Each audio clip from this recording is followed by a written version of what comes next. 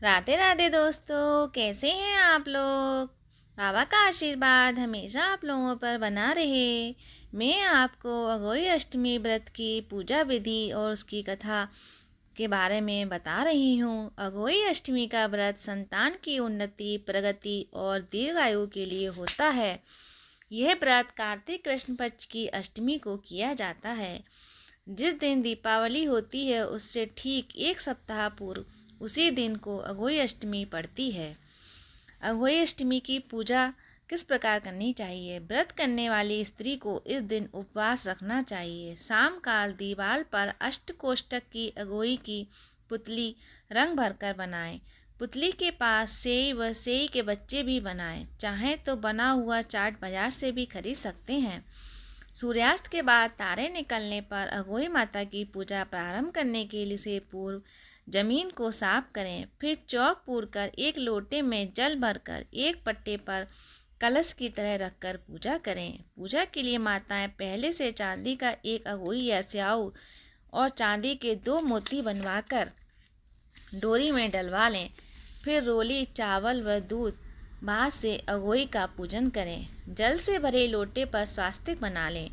एक कटोरी में हलवा तथा समर्थ के अनुसार कुछ रुपए रख लें और हाथ में 7 गेहूं के दाने लेकर कथा सुनें। कथा सुनने के बाद अघोई की माला गले में पहन लें और जो बयाना निकाला था उसे सासू जी को चरण स्पर्श करके दे दें। इसके बाद चंद्रमा को अर्घ्य देकर भोजन करें। दीपावली के पश्चात किसी शुभ दिन अघोई को गले से उतारकर उसका गुड़ से भोग लगाएं और जल के छींटे देकर आदर सहित स्वच्छ स्थान पर रख दें। जितने बेटे अविवाहित हों उतनी बार एक एक तथा जितने बेटों का विवाह हो गया है उतनी बार 2-2 चांदी के दाने अघोई में डालती जाएं। ऐसा करने से अघोई देवी प्रसन्न होकर बेटों को दीर्घायु प्रदान करती हैं। इस दिन ब्राह्मणों को पेठा दान करने से विशेष फल की प्राप्ति होती है। आइए अब मैं आपको अघोई व्रत कथा के बारे में बता रही हूँ। प्राचीन समय की बात है। किसी स्त्री के 7 पुत्रों का भरा पूरा परिवार था। कार्तिक मास में दीपावली से पूर्व वह अपने मकान की लिपाई पुताई के लिए मिट्टी लाने जंगल में गई। स्त्री एक जगह से मिट्टी खोदने लगी। वहाँ सेई की माँ थी। अचानक उसकी कुदाली सेई के बच्चे को लग गई और वह तुरंत मर गया।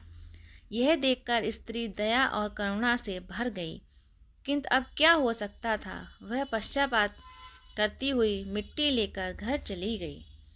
कुछ दिनों बाद उसका बड़ा लड़का मर गया। फिर दूसरा लड़का भी। इस तरह जल्द ही उसके 7 लड़के चल बसे। स्त्री बहुत दुखी रहने लगी। एक दिन वह रोती हुई पास पड़ोस की बड़ी बूढ़ियों के पास गई और बोली, मैंने जानबूझकर तो कभी कोई पाप नहीं किया। हाँ, एक बार मिट्टी खोदते हुए अनजाने में सेई के बच्चे को कुदाली लग गई थी। तब से साल भर भी पूरा नहीं हुआ और मेरे 7 पुत्र मर गए। उस स्त्री ने उसे धैर्य बांधते हुए कहा, तुमने लोगों के सामने अपना अपराध स्वीकार कर लिया है। जो पश्चाताप किया है उससे तुम्हारा आधा पाप धुल गया। अब तुम उसी अष्टमी को भगवती के पास सेई और उसके बच्चों के चित्र बनाकर उनकी पूजा करो। ईश्वर की कृपा से तुम्हारा सारा पाप धुल जाएगा और फिर तुम्हें पहले की तरह पुत्र प्राप्त होंगे। उस स्त्री ने आगामी कार्तिक कृष्ण अष्टमी को व्रत किया और लगातार उसी भांति पूजन करती रही। भगवती की कृपा से उसे फिर 7 पुत्र प्राप्त हुए। तभी से इस व्रत की परंपरा चली आ रही है। जय श्री कृष्ण।